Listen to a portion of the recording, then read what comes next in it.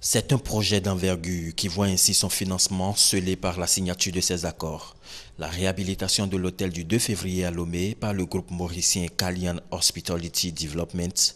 L'hôtel du 2 février, abandonné depuis plusieurs années, est en effet l'un des monuments les plus emblématiques de la capitale togolaise, avec plus de 300 chambres, dont une cinquantaine de suites présidentielles.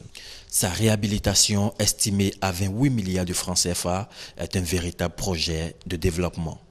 Le projet sera réalisé dans un environnement et un contexte propice à la prospérité des affaires, marqué notamment par l'extension du port autonome de Lomé, l'exploitation imminente du nouveau terminal de l'aéroport international Gnassingbé et Adema de Lomé, qui devrait en améliorer la compétitivité dans la sous-région.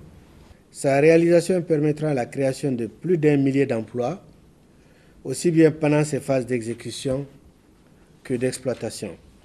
À travers ces accords, la BOAD et le Fonds africain de garantie et de coopération économique, FAGAS, se satisfont de leur fructueux partenariat vieux de plusieurs années. La signature de cet accord de garantie et cette caution d'aujourd'hui porte à près de 55 milliards le niveau de nos interventions communes, ce qui a permis la mobilisation de près de 217 milliards de francs CFA en faveur des économies des pays de la sous-région. Si j'avais un mot à dire au niveau du groupe Kalian, c'est tout simplement de vous féliciter pour justement ce que vous essayez de faire pour l'économie togolaise, dans la mesure où vous contribuez justement à l'amélioration de l'espace touristique de la République togolaise.